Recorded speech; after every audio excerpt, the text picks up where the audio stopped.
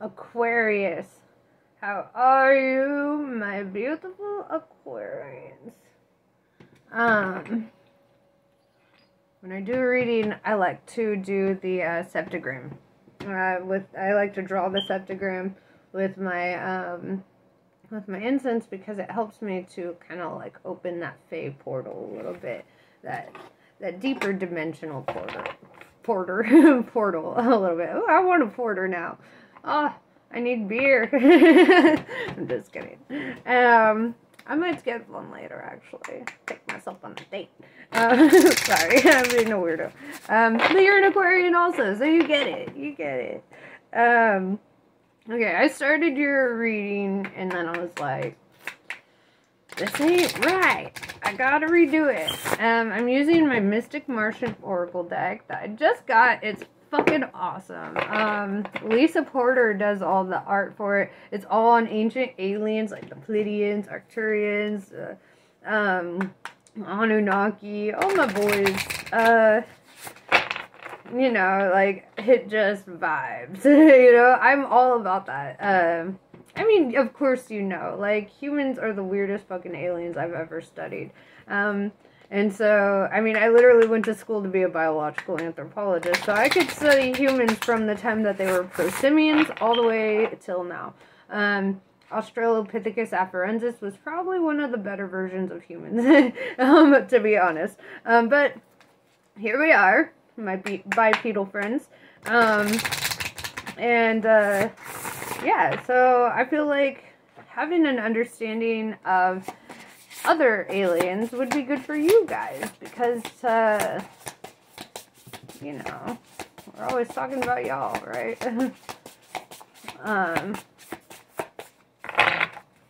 Okay. So, Alpha Draconians. I love you guys.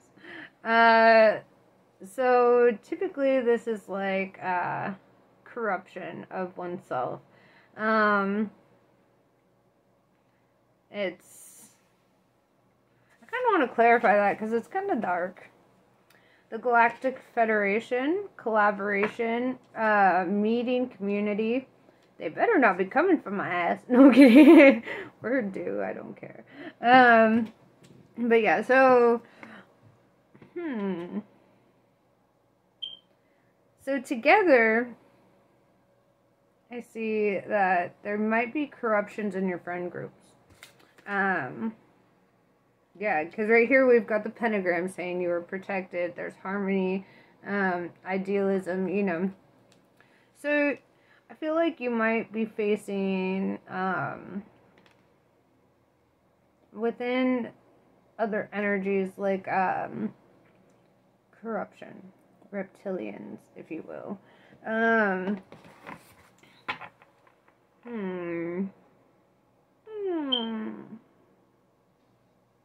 Let's clarify that.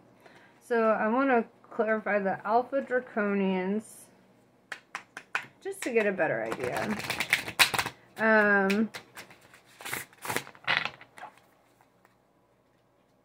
Of what that means.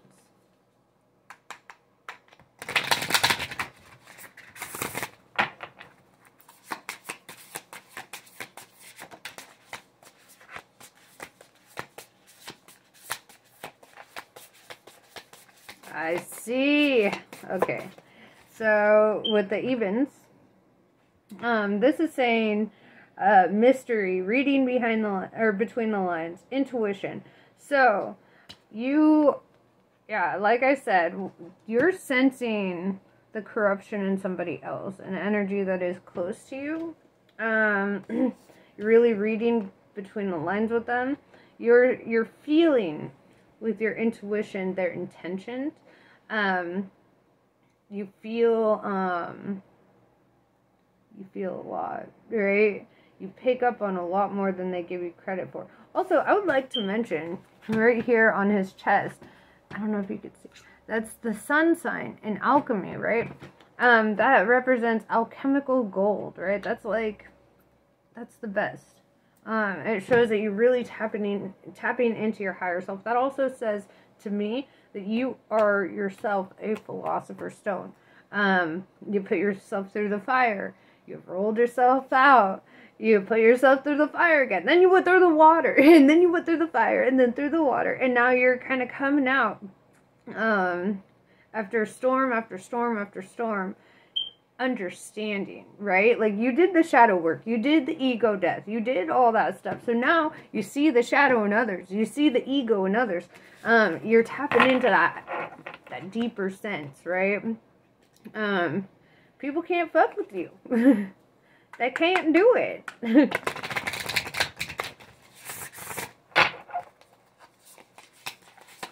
They can't bullshit you anymore. Like, if anybody's trying to, like, be deceitful, weave illusion, try to, any kind of bullshit with you, you're gonna see right through that shit. I want to keep using this deck. Come on.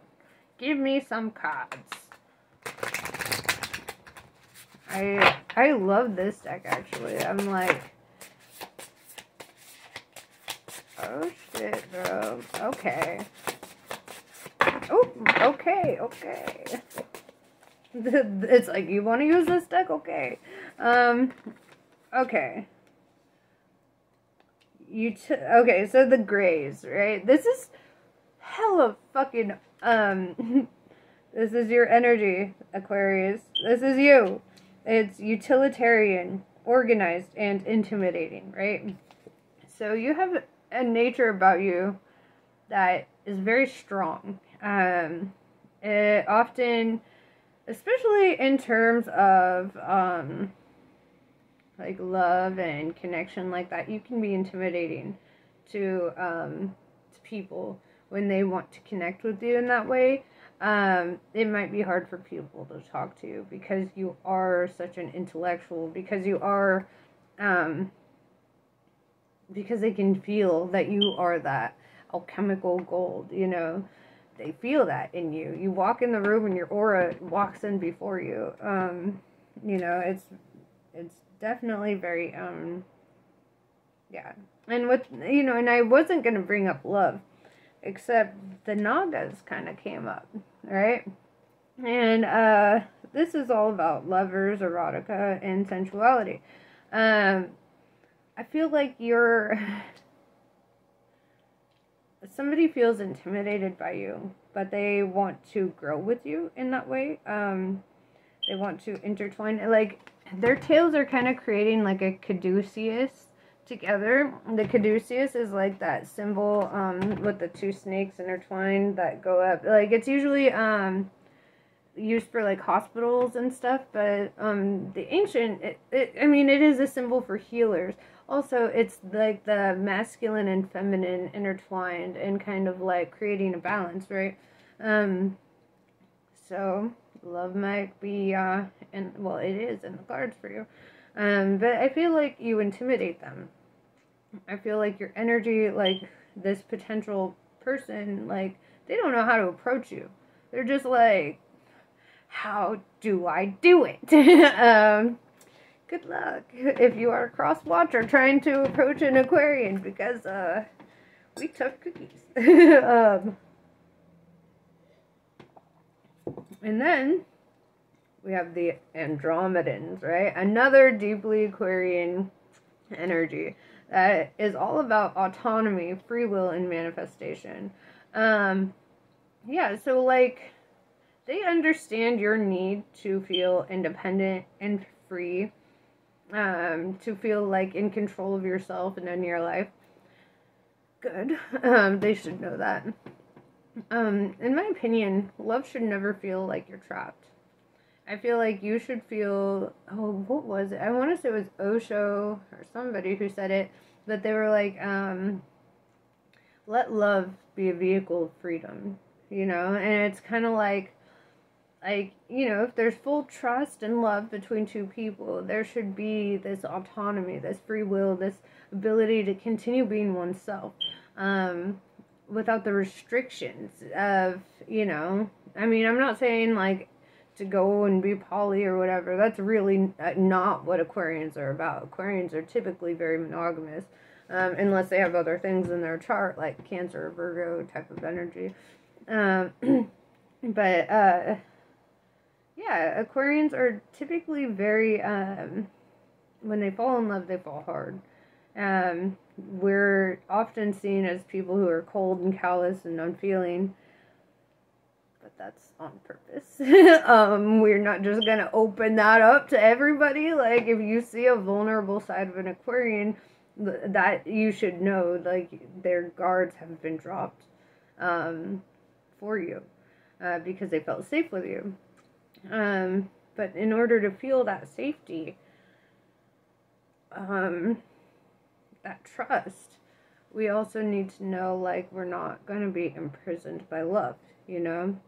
We still have to do our work as whatever species we are, you know, whatever. And then we have the fire element, right? Warrior, passion, fearlessness, right? Yes. So, I don't know, fire sign might be coming towards you. This also kind of represents this Lover's card, right? You are very intimidating. Somebody feels intimidated by you. However, your fearlessness and your passion, your warrior abilities, I feel like that is the intimidating factor. As an air sign, you feed fire, right? So typically Aquarians do well with fire signs because they're very intellectual. They understand that same need for autonomy and free will. They typically, the vibe, you know. Oh my fucking god. Then we have the air. So, I feel like you might be joining in union with the fire sign because air fuels fire. And I think, do you know what song just came to my mind? Come on, baby, light my fire. We're gonna set this night on fire. You know that it would be untrue. You know that I would be a liar if I was to say it to you. Girl, we couldn't get much higher. Yeah. Come on, baby, light my fire. I'm sorry. I just turned into Jim Morrison for a second there. But yeah, anyway, the air element is all about philosophy, discrimination, and empathy, right? And discrimination, not in the sense of, like, hating on others, but being able to use your discernment on others. Like, knowing people by their fruits and really discerning if that is the kind of energy that you want in your life. We use a lot of deduction with everybody. If you're a friend or any kind of connection to an Aquarian and they keep you close in their life, they make time for you. Aquarians are very picky, choosy. So feel honored in that if an Aquarian makes time for you. Feel honored if an Aquarian feels like you are worth that effort. Syrians. Oh, very nice.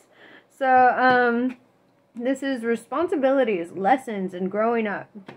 Alright, yes. Yes, we do have to, we have to do the adulting.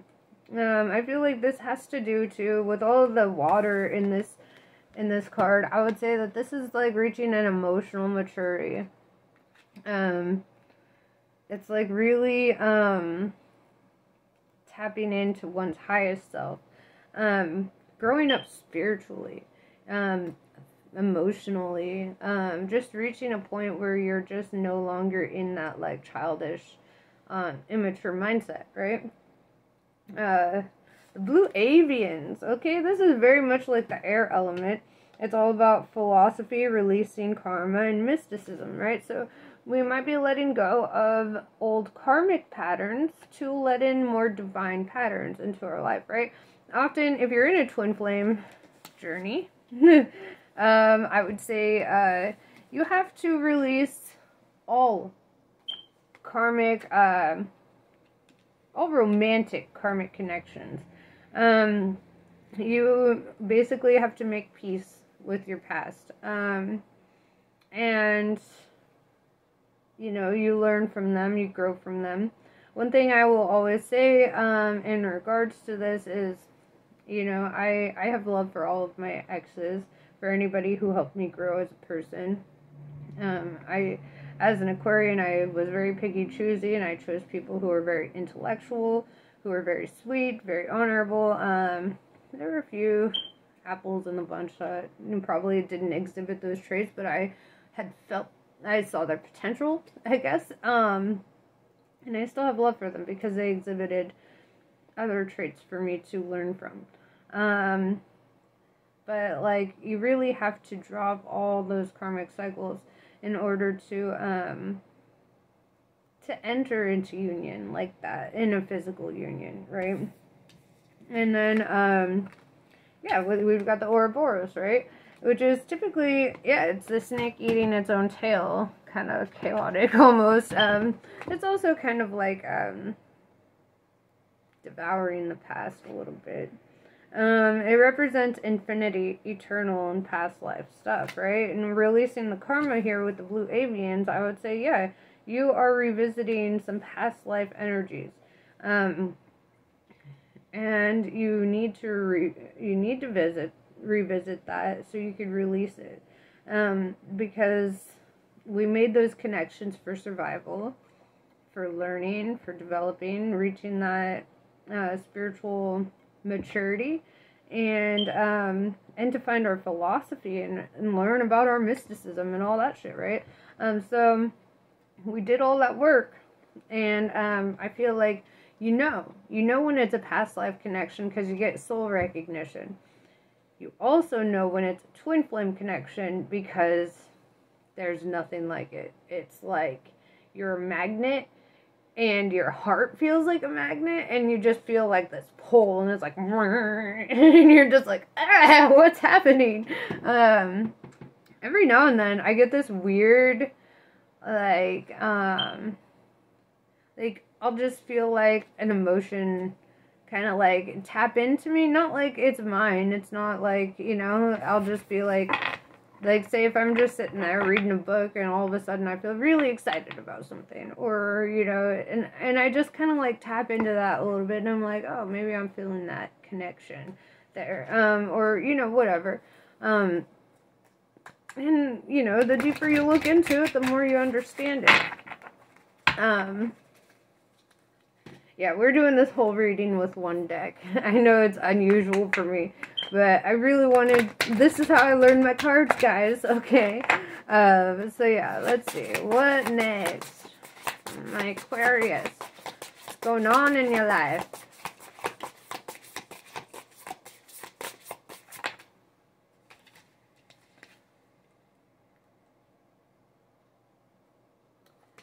The earth element.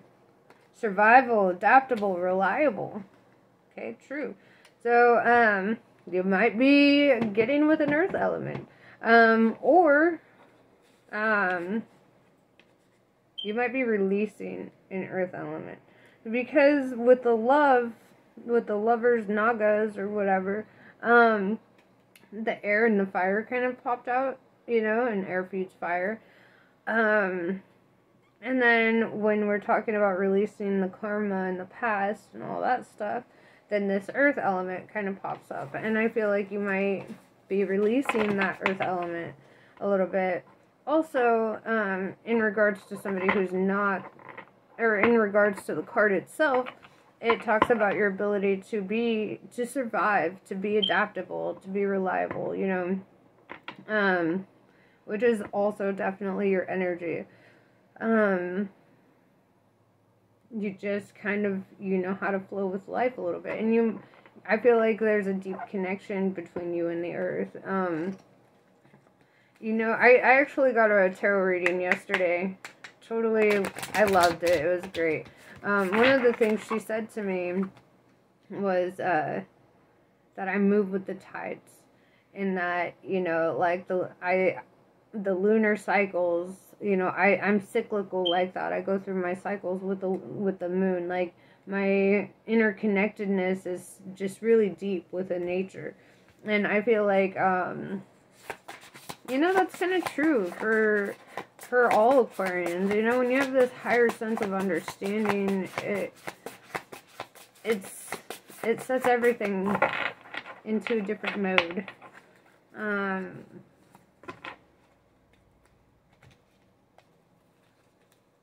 Let's see.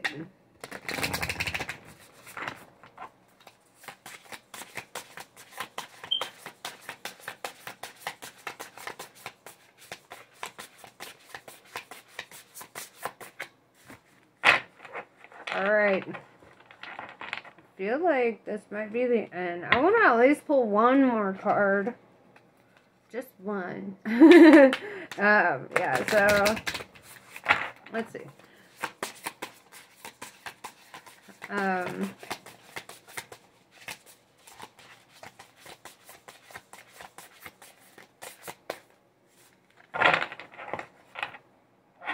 It said no.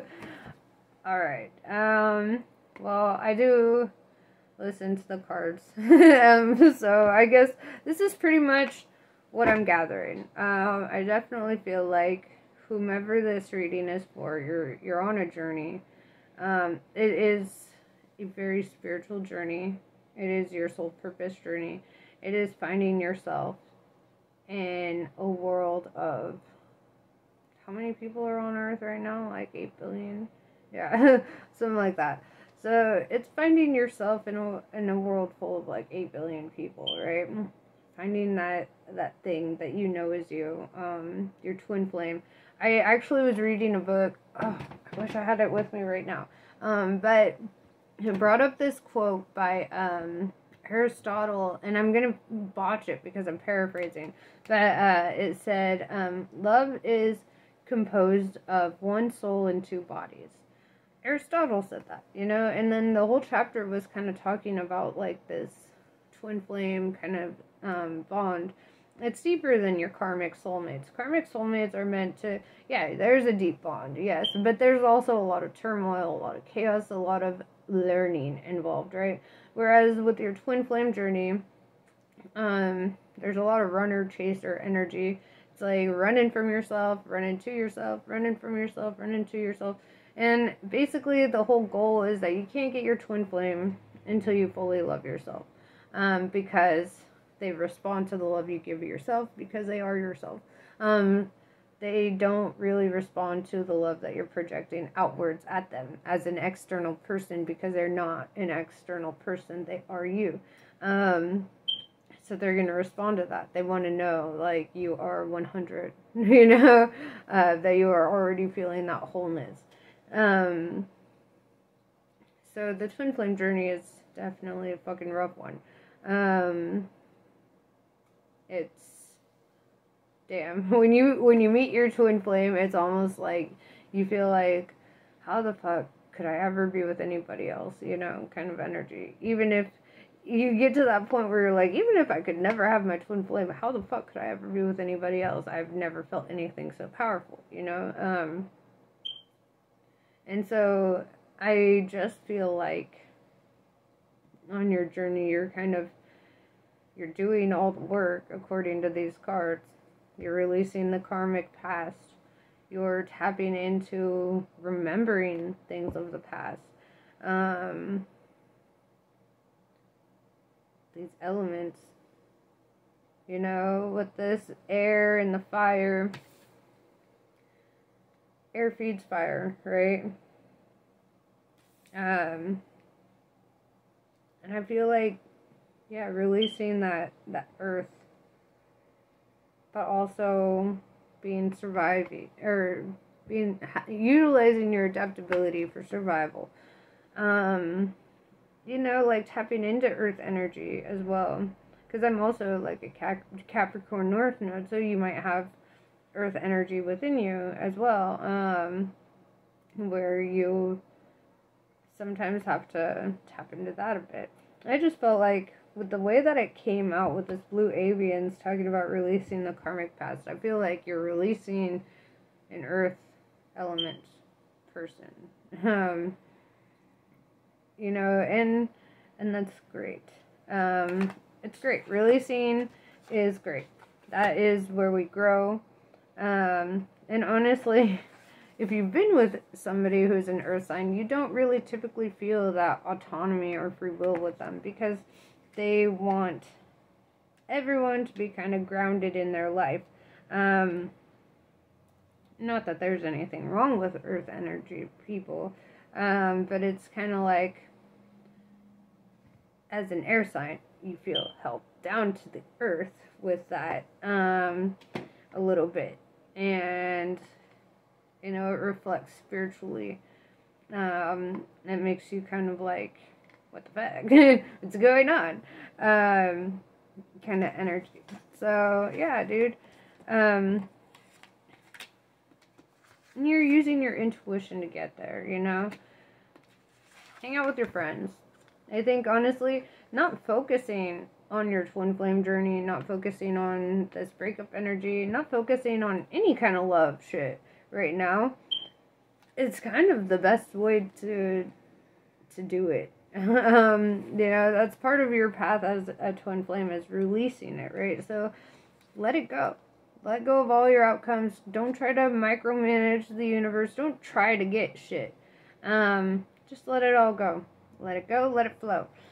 Focus on your community, on your friends, your light working, your real purpose. Because you also don't get your twin flame until you start tapping into your purpose as a light worker, as a starseed.